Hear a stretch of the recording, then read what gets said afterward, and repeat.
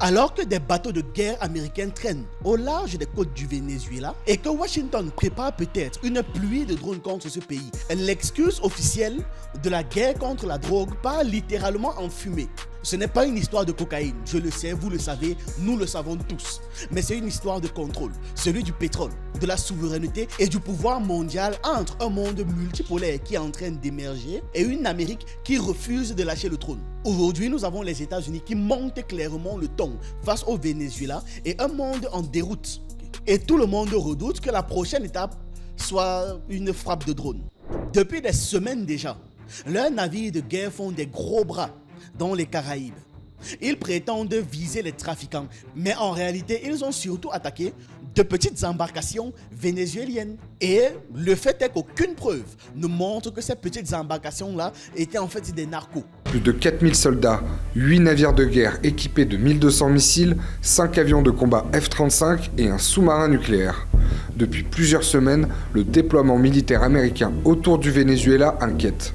Objectif affiché par Washington, faire la guerre aux narcoterroristes. Es una amenaza extravagante, injustificable, inmoral y absolutamente criminal, sangrienta. Le 2 septembre, Donald Trump a publié sur son réseau Truth Social la vidéo d'une frappe militaire sur un bateau en mer des Caraïbes soupçonné de transporter de la cocaïne.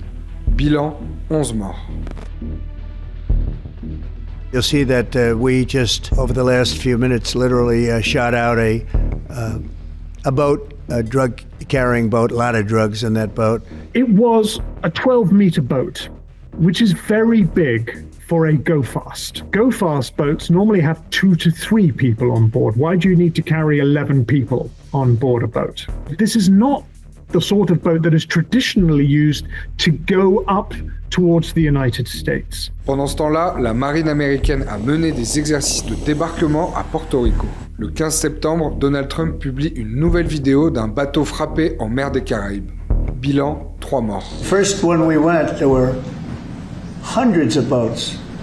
Now there are no boats. I wonder why. Des frappes militaires jugées contraires au droit international et qualifiées d'exécution extrajudiciaire par des experts des Nations Unies. On a assisté à un assassinat extrajudiciaire. Voilà à quoi on a assisté. Le droit international ne prévoit pas et refuse, c'est l'utilisation de la force unilatérale par un pays dans les eaux d'un voisin. Il est bien plus probable que ces gens essayaient juste d'échapper à la crise économique, tout simplement. Pénurie, manifestations monstres et une monnaie qui ne vaut plus rien. Depuis 2014, le Venezuela connaît une crise qui fait plus de 120 morts en 2017 et entraîne la même année l'exode de 600 000 Vénézuéliens. Et on ne parle pas d'une petite démonstration de force que les Américains font. Écoutez très bien l'artillerie qu'ils ont déployée. 8 navires de guerre, un sous-marin nucléaire, 3 destroyers, un escadron amphibie, 4500 marins et 22 000 marines. 22 000, rien que ça. D'après NBC et Democracy Now!, les États-Unis envisageraient même d'envoyer les drones directement à l'intérieur du Venezuela. À ce niveau, là, on ne parle plus de pression diplomatique, mais de menaces explosives. En face, de l'autre côté, Caracas ne compte pas se laisser faire. Maduro a appelé le peuple à se tenir prêt, pendant que des milliers de civils sont en train de rejoindre la milice bolivarienne pour des entraînements un peu de partout dans le pays. L'armée, équipée de systèmes russes comme les Antey 2500, multiplie les manœuvres militaires. Bref, on est passé du discours à l'échauffement avant le combat. En tout cas, ce n'est pas nouveau. C'est un vieux film qu'on nous rejoue. Depuis plus de 20 ans, les tensions s'accumulaient. Tout a particulièrement basculé en 2002, quand Washington a soutenu un coup d'État contre Hugo Chavez. On parle d'un coup d'État qui a duré moins d'un week-end de vacances. En 48 heures, le peuple et une partie de l'armée ont remis Chavez au pouvoir. Oui, il n'avait pas le temps à perdre avec les bêtises américaines. En 2002, Hugo Chavez est victime d'un coup d'État militaire. Écarté du pouvoir au profit d'un leader patronal reconnu par Washington, il est rétabli 2 jours plus tard dans ses fonctions de président. Le coup d'État qui avait renversé le président Hugo Chavez aura duré moins de 48 heures. Il a regagné triomphalement le palais présidentiel et lancé un appel à l'unité nationale. Cet épisode renforce un peu plus l'anti-américanisme d'Hugo Chavez qui invective à plusieurs reprises le président américain George W. Bush. La révolution bolivarienne, avec son slogan de socialisme du 21e siècle, ses nationalisations de pétrole et son rêve d'une Amérique latine unie via ALBA, A-L-B-A, a eu l'effet d'une grosse claque pour Washington. Parce que, en gros, le Venezuela a dit « On va se débrouiller sans vous ». Par vous, on parle des Américains. Et les États-Unis, habitués à jouer les patrons dans la région, l'ont très mal pris. Résultat, double riposte made in USA. D'un côté, ils ont tenté de diaboliser le régime de Chavez, puis de Maduro. Et de l'autre côté, ils ont serré la vis économique avec une pluie de sanctions. Que ce soit sous les républicains ou encore sous la démocrate, peu importe le dirigeant qui arrive ou l'engeance politique qui dirige les États-Unis.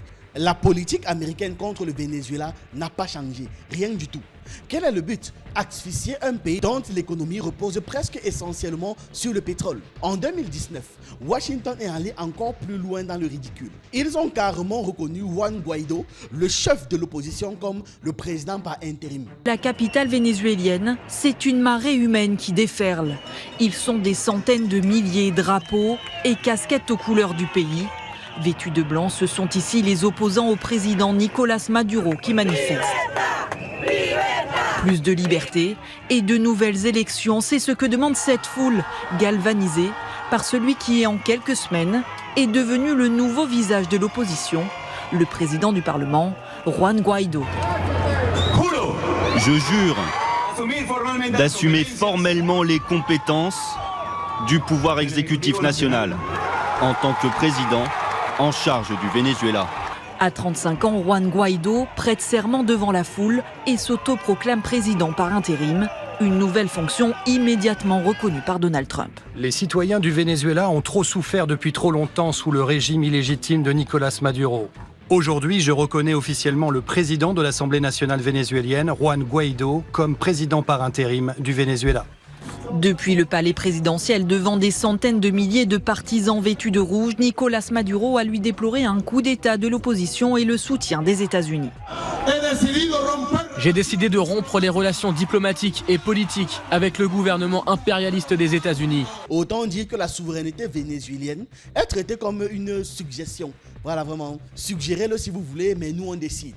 Et comme si ça ne suffisait pas, Donald Trump a sorti la carte du Far West. Une prime de 50 millions de dollars pour la capture ou alors l'assassinat de Maduro, le président actuel, oui. On parle d'un président qui met la tête d'un autre président à prix et puis tout le monde se tait. La tête de Nicolás Maduro est mise à prix. Les États-Unis promettent 50 millions de dollars de primes pour l'arrestation du président vénézuélien. Today, the Department of Justice and State Department are announcing a historic $50 million reward for information leading to the arrest of Nicolás Maduro. Du jamais vu. À titre de comparaison, la prime pour Oussama Ben Laden, leader d'Al-Qaïda, était moitié moins élevée. Le ministre des Affaires étrangères du Venezuela a tout de suite réagi dans un communiqué et qualifié cette décision de pathétique. On n'a plus besoin de diplomatie, plus besoin d'ONU et j'en passe. Quand on a affiché Wanted sur une affiche, tout simplement. Il y a un mythe de la guerre à la drogue qui est entretenu. Officiellement, tout ça s'inscrit dans une grande croisade américaine contre le narcotrafic. En pratique, c'est surtout une vieille rengaine pour pouvoir justifier une intervention militaire. Les médias européens, fidèles au script, ont tout simplement repris le discours sans trop vérifier. Mais quand on regarde les chiffres de plus près, tout ça se démonte en 2 secondes. Les rois de la cocaïne, ce sont toujours la Colombie, le Pérou, la Bolivie et l'Équateur. Le Venezuela, selon l'ONU, la même instance occidentale, ne produit presque rien. Pire, Caracas a même envoyé les troupes à la frontière pour pouvoir justement empêcher la drogue d'entrer depuis la Colombie. Quant au fameux cartel des soleils que Trump et ses amis accusent Maduro de diriger, il relève plus d'un film d'action que de la réalité.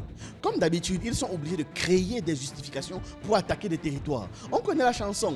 La lutte anti-drogue sert parfois, et sert dans ce cas-ci, de paravent, donc de justification, à d'autres plans plus stratégiques. Souvenez-vous au Panama en 1989, les États-Unis avaient envahi le pays pour renverser Noriega, un ancien de la CIA, sous prétexte de lutter contre la même drogue.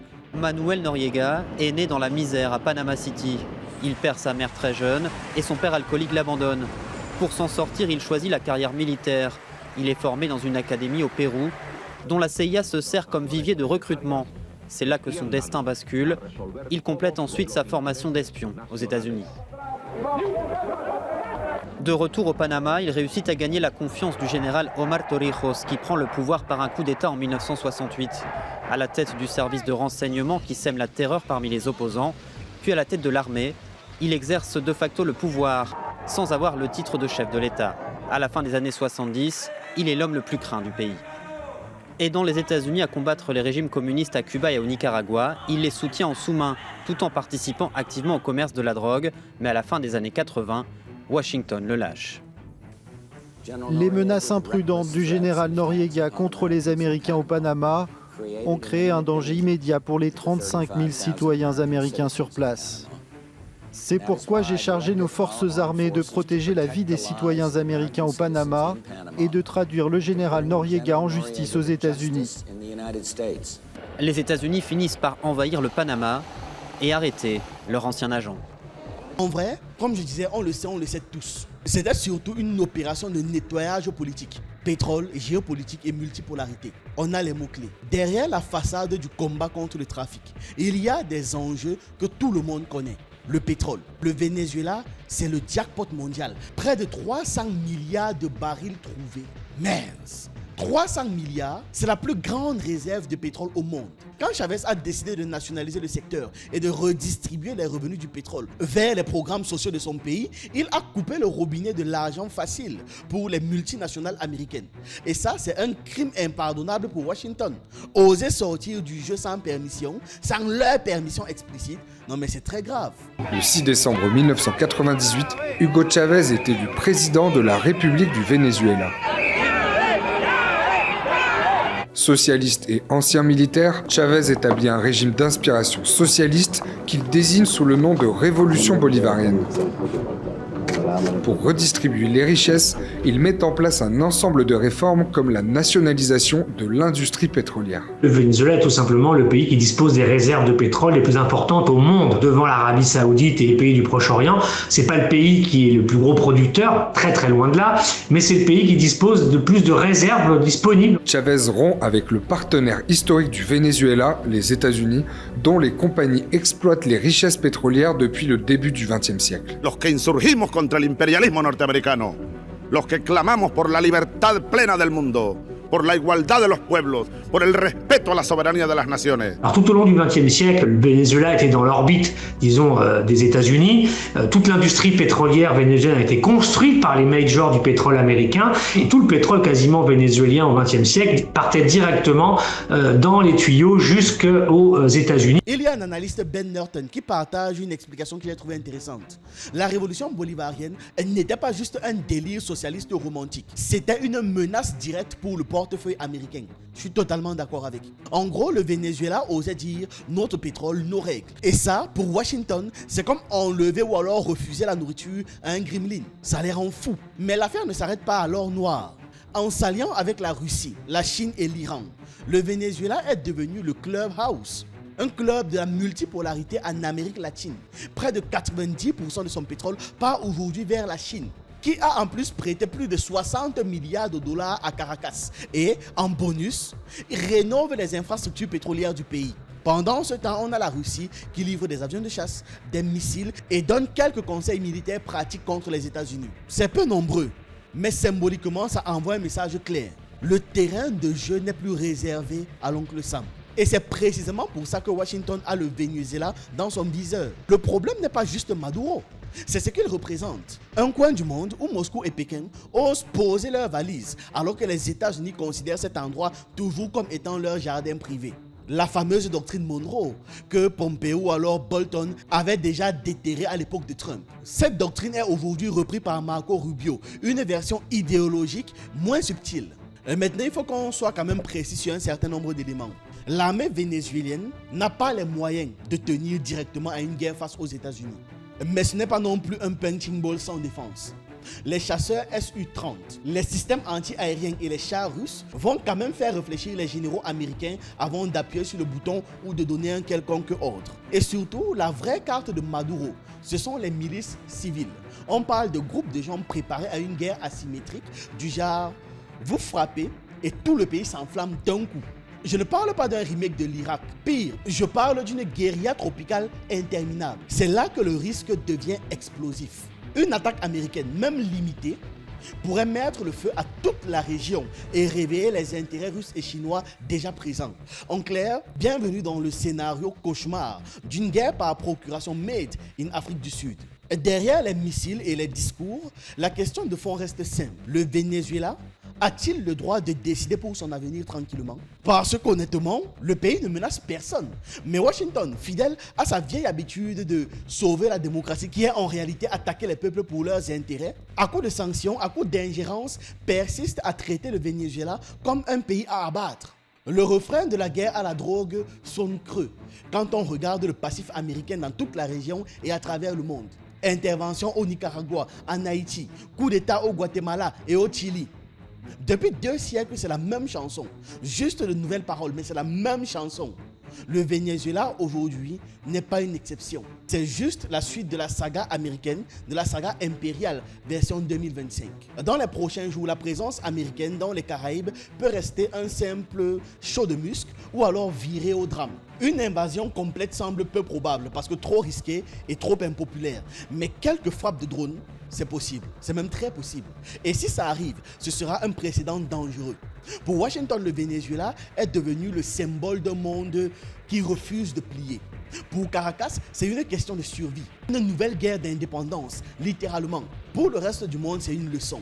Le droit international ne vaut que quand ça arrange un puissant du monde occidental. Si les États-Unis franchissent la ligne rouge, les conséquences seront senties dans toute l'Amérique latine. Ça va renforcer le sentiment anti-américain et ça va accentuer le grand schisme mondial. D'un côté, ceux qui veulent garder le monde sous contrôle, le bloc occidental, et de l'autre côté, ceux qui veulent enfin pouvoir respirer. En résumé, le Venezuela rejoue un vieux rêve de Simon Bolivar. Un peuple debout face aux empires.